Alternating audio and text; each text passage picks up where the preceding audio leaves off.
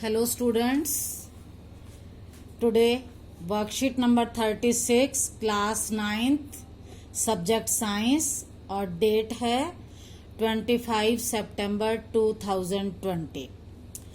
देखो बेटा, अभी आपका जो चैप्टर चल रहा है वो चैप्टर 8 है गति। और गति में हमने गति के 3 समीकरण के बारे में पढ़ा था और फिर हमने गति का पहला समीकरण, दूसरा समीकरण, इनके लिए फॉर्मूला डिराइव किया था, इनको व्युत्पन्न किया था। आज हमारा टॉपिक है गति का तीसरा समीकरण।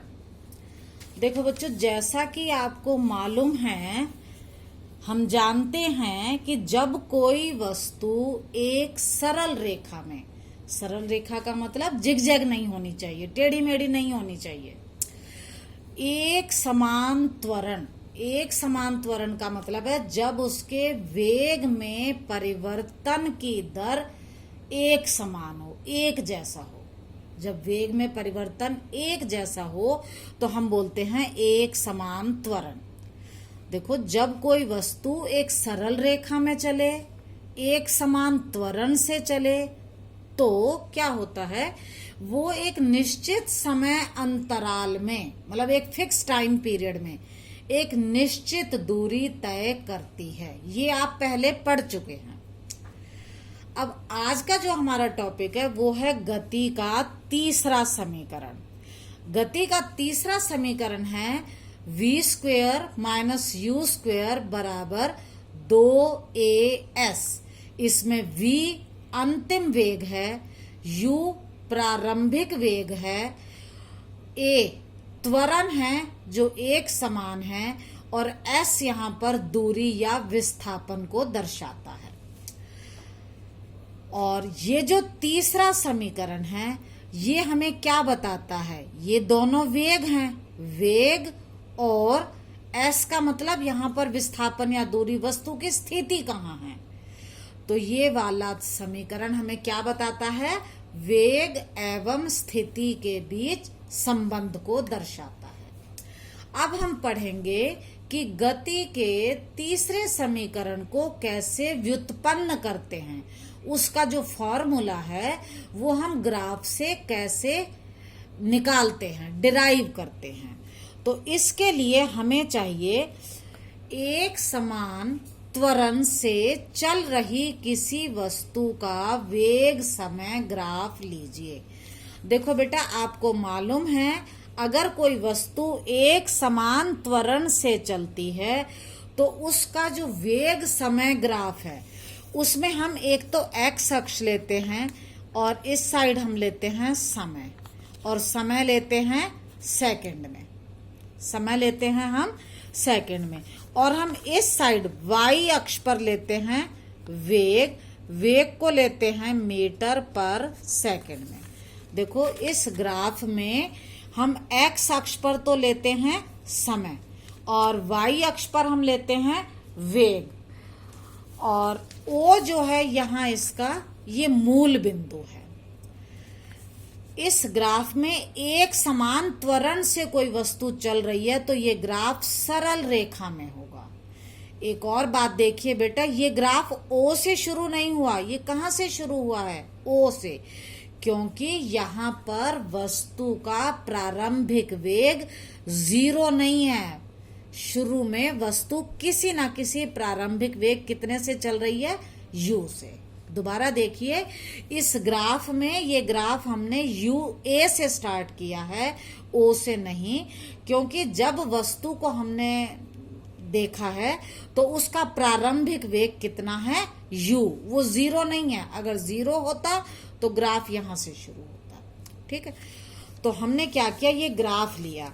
इस ग्राफ में वस्तु का प्रारंभिक वेग मैंने आपको बताया u है, जो हमें यहां पर OA से दर्शाया जा रहा है, जो t समय में बढ़कर v हो जाता है। अब इसने यहां से t समय के बाद अगर हमने देखा तो वस्तु का वेग कितना हो गया, v।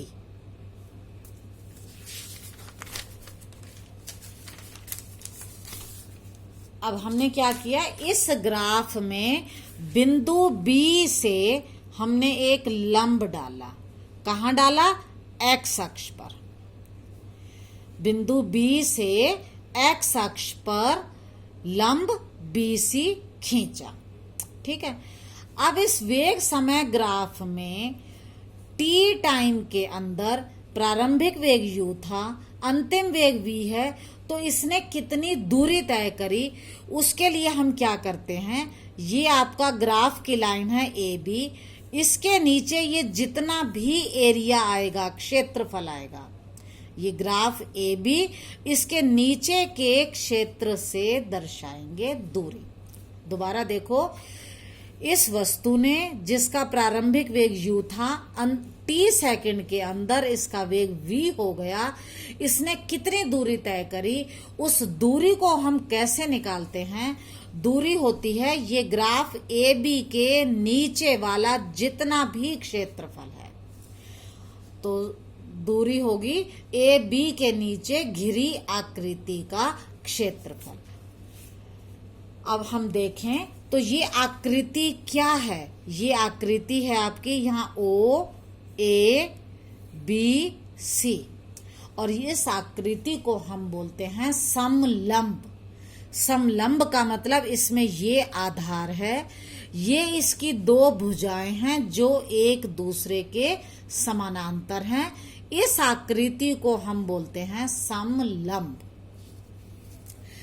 हाँ, तो ये होगा समलंब का क्षेत्रफल। आप यहां देख सकते हैं इस आकृति में ये OABC एक समलंब है। हमने समलंब क्यों कहा? इसमें ये इसका आधार है OC, और ये इसकी दो भुजाएं हैं BC और AO, जो कि लंब हैं और एक दूसरे के समानांतर हैं। इस आकृति को नाम लिया हमने समलंब OABC का क्षेत्रफल। अब बेटे, समलंब के क्षेत्रफल का फॉर्मूला आपने मैथ में पढ़ा होगा, ये होता है समानांतर भुजाओं का योग गुणा आधार बटे 2। ये समलंब के क्षेत्रफल का फॉर्मूला है। अब देखो, समलंब भुजाओं का योग, समलंब भुजा है BC प्लस AO। हमें देखना है समानांतर भुजाओं का योग। ऐसे देखते हैं, हमें चाहिए समानांतर भुजाओं का योग, और इसकी समानांतर भुजा है BC प्लस AO। योग का मतलब जोड़, तो हमने लिया BC प्लस OA गुणा आधार, आधार है O से लेकर C तक OC बटे 2। ये समझ आ गया होगा। हमने यहाँ पर दूरी निकाली। दूरी का फॉर्मूला है समलंब का क्षेत्रफल, और समलंब का क्षेत्रफल होगा इसकी भुजाओं का योग, जो आया हमारा BC प्लस OA गुणा आधार है OC और बटे में 2। अब देखो, S बराबर BC क्या है? BC ये इसका अंतिम वेग है, यहां से शुरू हुई और U यहां पर प्रारंभिक वेग था और अंतिम वेग है V, तो अंतिम वेग है BC। BC बराबर V, और V होता है अंतिम वेग। उसके बाद देखेंगे हम U। U क्या है? U हमारा O से A तक है, OA बराबर U।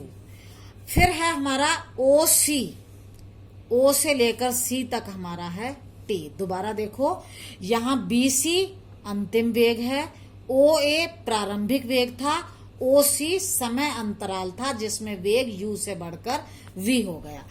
अब हमें यही तीनों वैल्यू इस समीकरण में डाली। BC की जगह V लगाया, OA की जगह U लगाया, OC की जगह हमने T लगाया। ठीक है, इसको हम मान लेते हैं समीकरण नंबर 1। अब देखो, आप पढ़ चुके हो, गति के पहले समीकरण में हमने पढ़ा था V बराबर U प्लस AT।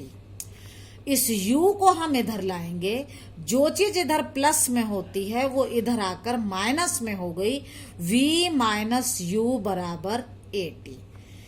अब हम इस A को भी इधर लाते हैं। AT का मतलब है A गुणा T, जो चीज इधर गुणा में है, जब वो बराबर के निशान से लेफ्ट साइड में आएगी तो गुणा वाली चीज आ जाएगी बटे में, ये हो जाएगा v माइनस यू, और a को इधर लाए तो ये बटे में आ गई, बराबर t। ये आ गई हमारी t की वैल्यू।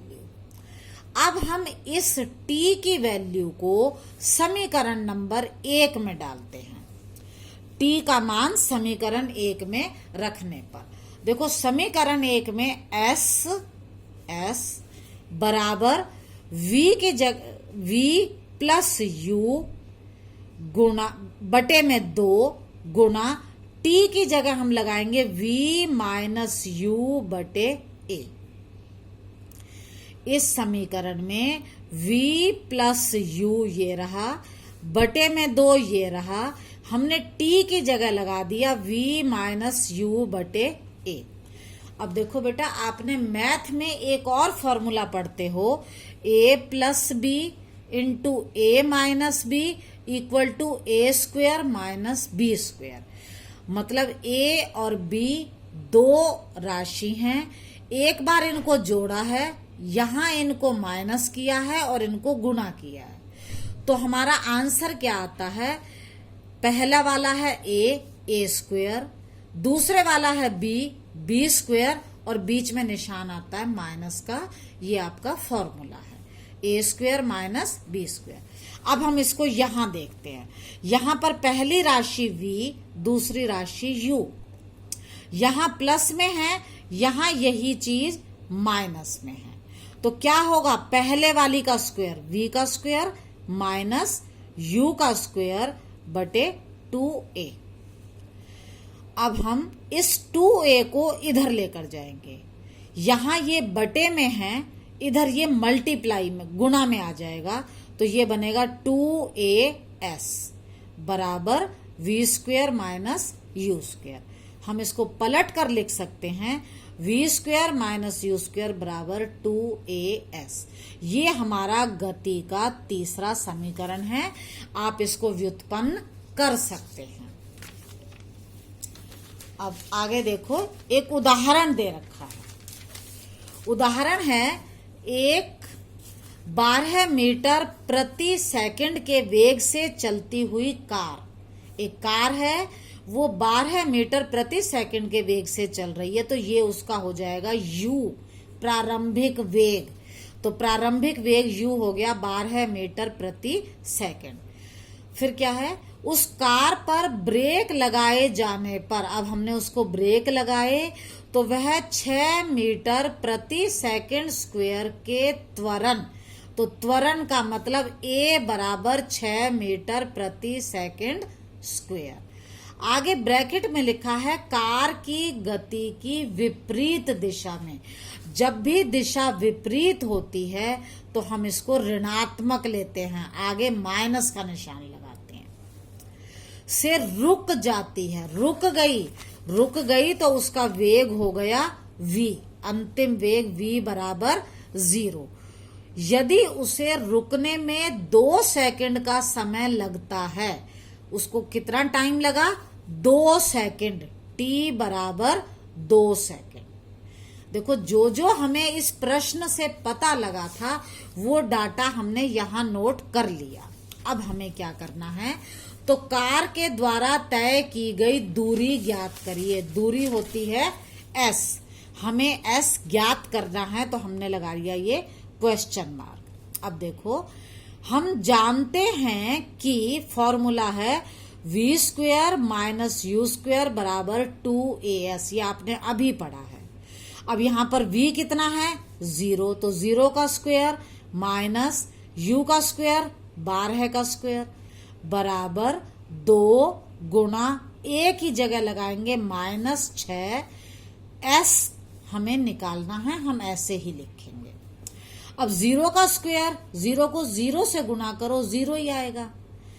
12 का स्क्वायर, 12 को 12 से गुणा करेंगे, आप गुणा करेंगे तो ये आएगा 144, और बीच में आ गया माइनस, बराबर 2 को माइनस 6 से गुणा करेंगे तो ये आएगा -12 गुणा s। हमें निकालना है s, तो s को तो यहां रख लो, बाकी जो समान है उसे इधर ले आओ। तो ये -12 को हम कहाँ लाएंगे, बराबर के निशान से इधर। तो यहां ये गुणा में था, जब ये इधर आएगा तो ये बटे में आ जाएगा। बेटा अगर कोई चीज इधर गुणा में है और उसको हम इधर ला रहे हैं तो बटे में लगाएंगे। अगर कोई चीज यहाँ बटे में है और उसे हम इधर ला रहे हैं तो गुणा में लगाते हैं, मतलब उल्टा करते हैं।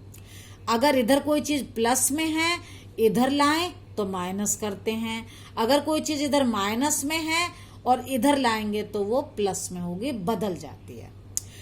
अब हमने -144 बटे -12, माइनस से माइनस कैंसिल और 12 से इसको काटेंगे तो ये आ जाएगा 12। s बराबर 12 मीटर, तो दूरी आएगी 12 मीटर। अब हम इसके प्रश्न देखते हैं। स्वयं को जांचिए। पहला प्रश्न है, गति का पहला और तीसरा समीकरण लिखिए। देखो गति का पहला समीकरण क्या है, v बराबर u प्लस AT। फिर हमें तीसरा समीकरण लिखना है, तो गति का तीसरा समीकरण है v square minus you square बराबर 2as, जो हमने आज सीखा है।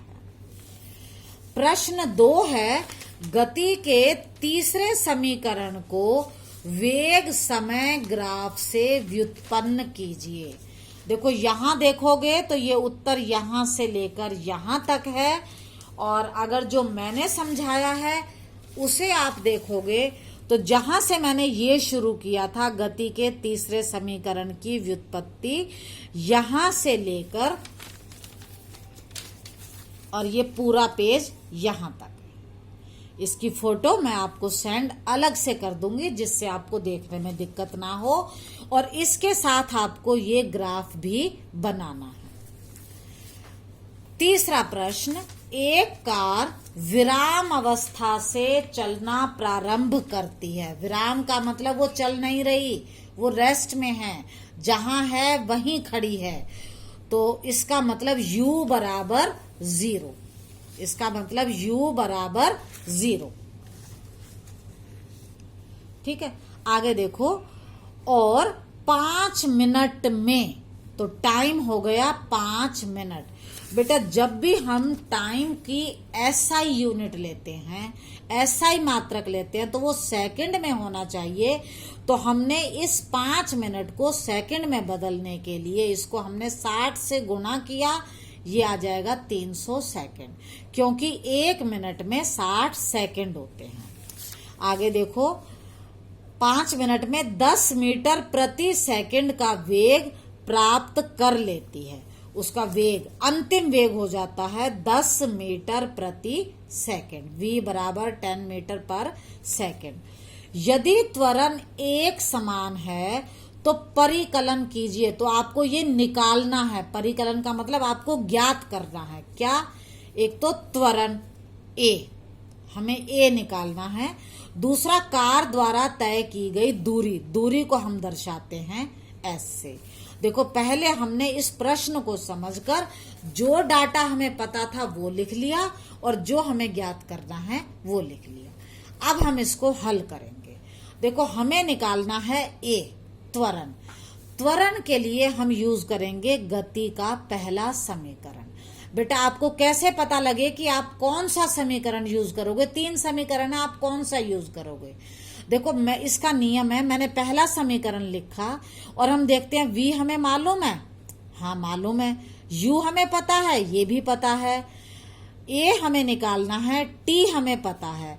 देखो जब इसमें से सिर्फ एक चीज ऐसी हो जो हमें ना पता हो, बाकी सब पता हो, तो इसका मतलब ये समीकरण यहाँ पर फिट है। हमें समीकरण लिखनी है और उसमें जो चीज हमें निकालनी है उस पर उंगली रख लो, छिपा लो। बाकी सब चीजें अगर हमें दे रखी हैं तो हमारा क्वेश्चन इस समीकरण से हो जाएगा। अब हमने v रखा यहाँ पर 10, u रखा 0, जितना हमें पता था। ए हमें नहीं पता तो हमने ए लिख लिया, गुना टाइम की जगह हमने लगा लिया 300। अब आएगा 10 बराबर 0 प्लस इसको गुना किया 300A। अब ये 0 की तो कोई वैल्यू नहीं है, 0 में 300A को ऐड करोगे तो 300A ही आएगा। 300A बराबर 10, ए बराबर, अब ये चीज यहां गुना में है, जब हम इसको इधर लाएंगे तो ये बटे में आ जाएगी और ये आ जाएगा 1/30। ये हमारा त्वरण आया। हम इसे हल करेंगे, 1 को 30 से भाग करेंगे। पहले 1 लिया, नहीं जाता, ना जाने की 0, फिर हमने दशमलव लगाकर 1 0 उतारी, ये बन गया 10, अब भी नहीं जा रहा 0, फिर हमने 1 0 और उतारी, 30 3 90, बचा 10, फिर हमने 1 0 और उतारी, 30 3 90, ये बचा 10। तो यहाँ पर ए जो त्वरण है वो आया 0.033 मीटर प्रति सेकंड स्क्वायर। हमारा पहला पार्ट हो चुका है। अब हमें दूसरा पार्ट निकालना है एस। एस निकालने के लिए फिर हमें देखना है कि हम कौन सी समीकरण लगाएंगे। मान लो हमने, देखो ये तो लग नहीं सकती क्योंकि इसमें एस है ही नहीं, ठीक है। फिर हम मान लो इसे ट्राई करते हैं। ट्राई किया, हमें एस निकालना है, मैंने एस को छिपा लिया। बाकी सब चीजें आपको मालूम होनी चाहिए। वी आपको मालूम है, यू आपको मालूम है, दो ही है, ए हमने अभी निकाला है, तो इसका मतलब हम इस समीकरण को यहां रख सकते हैं। तो v बराबर 10 था तो 10 का स्क्वायर, u 0 था तो 0 का स्क्वायर, 2 गुना a था 1/30 गुना s, ये हमें निकालना है। 10 का स्क्वायर है 100, 0 का स्क्वायर 0। अब हमने इसको काटा तो ये आ जाएगा, 15 पर कटेगा, 1/15 s। हमें निकालना है s, तो ये 100 में से 0 गया, 100 बराबर 1/15 s। हमें s निकालना है तो हम इस वाली चीज को कहाँ लेकर जाएंगे, इस साइड। अब इस साइड ले जाएंगे तो जो चीज बटे में है वो गुणा में आ जाएगी, तो ये आएगा 100 गुना 15 बराबर s, और 1 बटे में आएगा, लिखने की आवश्यकता नहीं है, तो ये आएगा s बराबर 1500 मीटर। ये आपका आंसर है, दोनों आंसर आ गए। देखो बेटा, ये वर्कशीट हो गई है, मैंने इसके क्वेश्चन आंसर भी आपको समझा दिए हैं। अब आपको ये वर्कशीट, पहले वीडियो देखो, वर्कशीट को पढ़ो, समझो, और उसके बाद आप करो और मुझे सेंड कर दो। थैंक यू बेटा।